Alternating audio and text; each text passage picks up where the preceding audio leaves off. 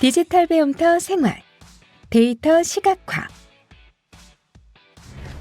데이터의 중요성이 높아짐에 따라 단순히 데이터를 수집하는 것에서 그치지 않고 어떻게 유용하게 활용할지에 대한 고민이 점점 커지고 있습니다. 이러한 상황에서 데이터 시각화가 중요한 역할을 하는데요. 데이터 시각화는 복잡한 정보를 직관적으로 이해할 수 있는 방식으로 제공합니다. 인간이 감지하는 정보의 대부분은 시각적인 형태로 들어온다고 알려져 있습니다. 따라서 데이터 시각화는 전문적인 지식이 부족한 사람도 빠르게 통찰력을 얻을 수 있게 해줍니다. 또한 데이터 시각화는 복잡한 데이터셋을 정확하게 이해하고 정확한 분석을 가능하게 하는 중요한 수단으로도 활용될 수 있습니다. 오늘은 데이터 시각화의 그래프 선택 기준 및 대표적 사례에 대해 알아보고 대표적인 데이터 시각화 도구들에 대해서도 살펴보겠습니다.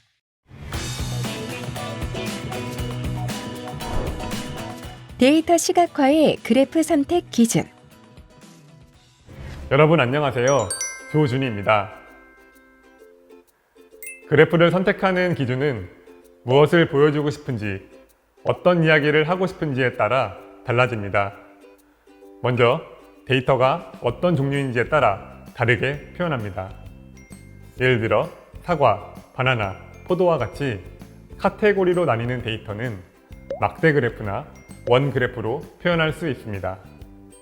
반면에 키나 몸무게처럼 계속해서 변할 수 있는 데이터는 선 그래프나 히스토그램으로 표현합니다.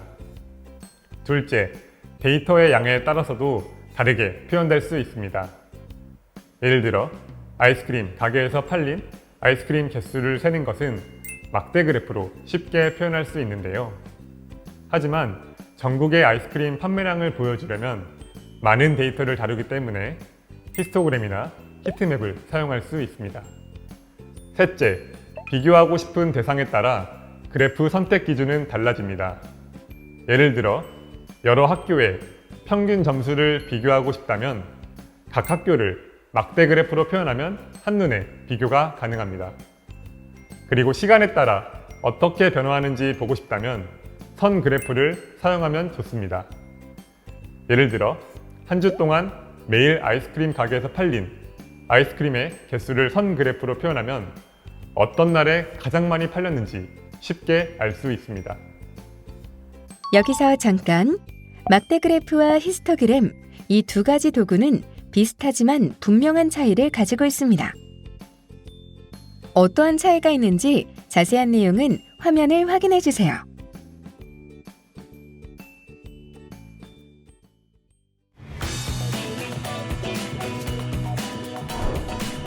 데이터 시각화의 대표적 사례. 데이터 시각화의 첫 번째 사례는 바로 나폴레옹 진군 맵입니다. 1812년 나폴레옹 보나파르트는 모스크바를 점령하기 위해 약 47만 명의 병사를 이끌고 러시아로 진군했습니다. 하지만 이 일정은 크게 실패하여 겨우 1만 명의 병사만이 프랑스로 돌아올 수 있었습니다. 이 실패한 캠페인의 경과는 찰스 미나르가 제작한 그래프에 잘 나타나 있으며 이는 역사상 가장 유명한 데이터 시각화 중 하나로 꼽힙니다. 미나르의 그래프는 군대의 움직임을 세부적으로 보여주며 선의 너비로 군대의 인원수를 표현합니다. 또한 선의 방향을 통해 진군 방향을 표시했으며 노란색은 모스크바로의 진군, 검은색은 프랑스로의 복귀를 나타냅니다. 그래프의 중앙 아래 부분에는 온도 라인 그래프가 추가되어 있어 병사들이 겪었던 추운 겨울의 기온을 보여줍니다. 이렇게 미나르의 그래프는 복잡한 정보를 간결하고도 명확하게 표현하여 병사들의 수가 어떻게 줄어들었는지 그리고 그 원인이 무엇이었는지를 한눈에 이해할 수 있도록 돕습니다. 이는 데이터 시각화가 복잡한 정보를 효과적으로 전달할 수 있는 강력한 도구임을 잘 보여주는 사례입니다. 두 번째 사례는 나이팅게일의 로즈 다이어그램입니다. 플로렌스 나이팅게일은 19세기의 유명한 간호사로 통계학에 기반한 체계적인 간호 방법론을 제안하며 현대 간호학의 모태가 된 인물입니다. 그녀는 크림 전쟁 중 병사들이 처한 형편을 개선하려는 노력의 일환으로 나이팅게일 로즈 다이어그램이라는 데이터 시각화 도구를 개발했습니다. 이 도구는 원형 히스토그램의 형태로 월별 사망률을 색상의 차이와 섹션의 크기로 보여줍니다. 각 월에 사망한 병사의 수가 질병, 부상, 그리고 다른 원인에 따라 다르게 나타나 있습니다. 그 결과 병사들이 병으로 인해 더 많이 사망하고 실제 전투보다는 부족한 위생 조건이 사망의 주 원인임을 한눈에 파악할 수 있었습니다. 이러한 통찰력은 그녀가 군 병원의 위생 상태를 개선하는 데 결정적인 역할을 하게 만들었습니다.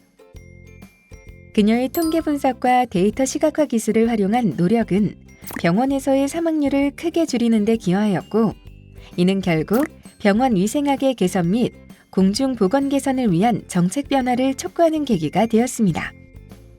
세 번째 사례는 바로 콜레라 발병 지도입니다. 19세기 중반 런던은 콜레라의 대유행으로 고통받았고, 당시의 의학 체계로는 이를 정확하게 설명하지 못했습니다. 이 때문에 여러 이론이 제기되었는데요. 그중 하나는 나쁜 공기가 병의 원인이라는 미아스마 이론이었습니다. 하지만 존 스노우는 이를 의심하였고 병의 진짜 원인을 찾기 위해 체계적인 조사를 시작했습니다.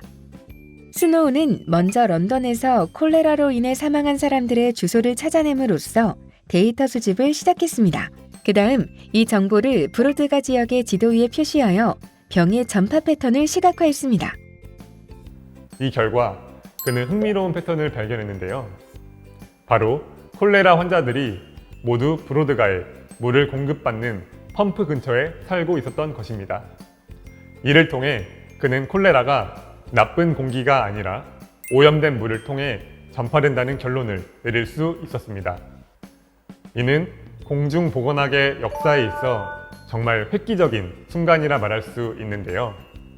스노우의 조사와 그의 콜레라 지도는 데이터 수집과 시각화가 복잡한 질병 전파 패턴을 이해하고 그 원인을 식별하는 데 얼마나 효과적인지 보여주었습니다.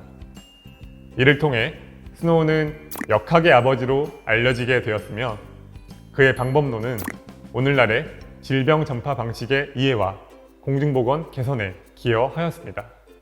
마지막 사례는 조셉 프레슬리의 시간의 차트입니다.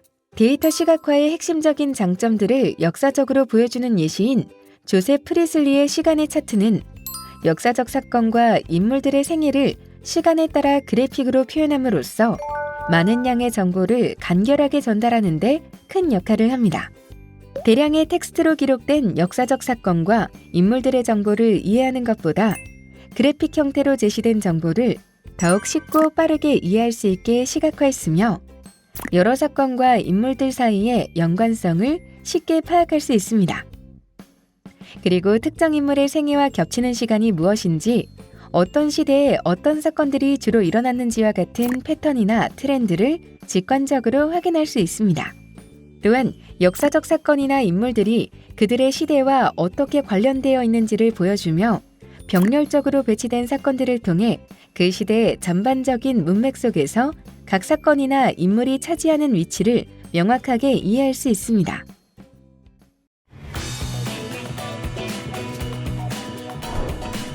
데이터 시각화 도구.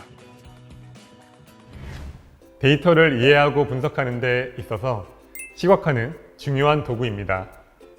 시각화를 해주는 많은 도구와 플랫폼이 존재하는데 그중 몇 가지를 여기서 소개하고자 합니다. 먼저 구글 트렌드는 전 세계 사람들이 구글에서 어떤 주제를 얼마나 검색했는지를 나타내주는 무료 도구입니다. 이를 통해 특정 키워드의 인기도, 관련 검색어, 지역별 검색 트렌드 등 다양한 정보를 알 수 있습니다. 이러한 정보는 시간에 따른 특정 주제의 관심도 변화를 보는 것은 물론 다른 주제나 지역과의 비교 분석 등에 활용할 수 있습니다. 구글 트렌드는 어떤 특징을 가지고 있을까요? 첫째, 특정 검색어의 인기도와 관련 검색어들의 트렌드를 시간대별, 지역별, 언어별 등 다양한 요소에 따라 분석할 수 있습니다. 둘째, 현재 가장 핫한 주제나 트렌드를 파악할 수 있으며 실시간으로 업데이트되는 데이터를 통해 관심사의 변화를 지속적으로 추적할 수 있습니다. 셋째, 특정 검색어나 주제에 대한 지역별 관심도를 비교하여 지역별 시장 트렌드를 파악할 수 있습니다. 마지막으로 다양한 카테고리에 대한 검색어의 인기도를 비교하여 특정 산업이나 분야의 트렌드를 파악할 수 있습니다. 구글 트렌드를 사용하려면 먼저 웹브라우저에서 구글 트렌드스를 검색하여 사이트에 접속하면 됩니다. 이후 검색창에 원하는 키워드를 입력하면 해당 키워드에 대한 검색 트렌드를 시간, 지역, 관련 주제 등 다양한 각도에서 살펴볼 수 있습니다.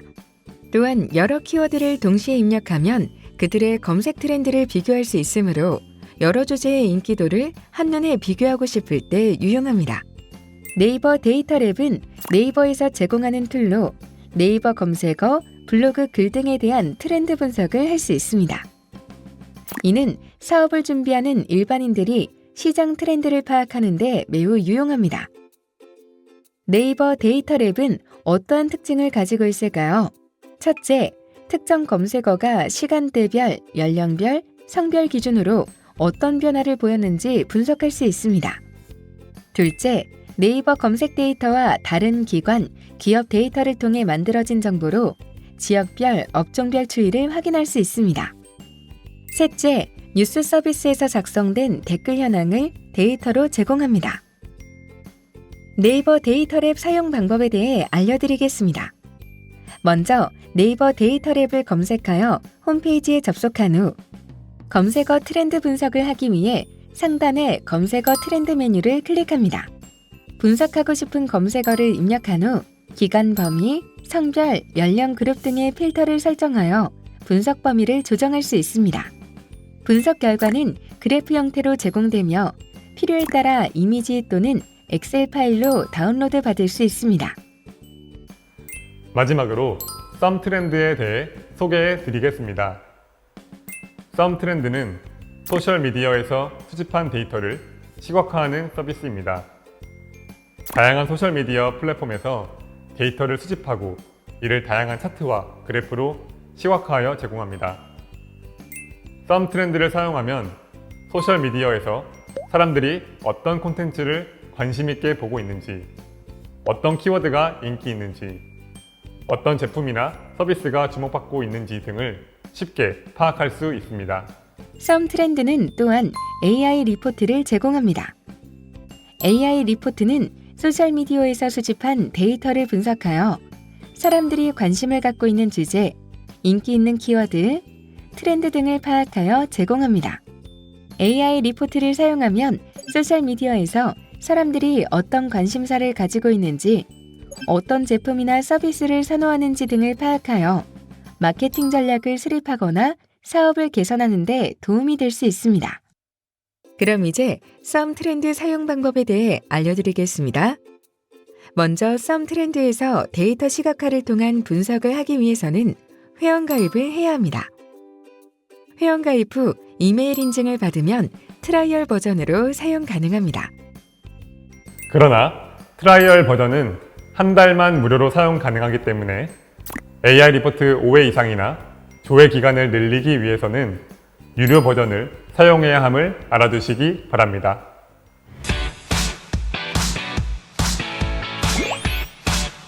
이것으로 데이터 시각화 학습을 마치겠습니다.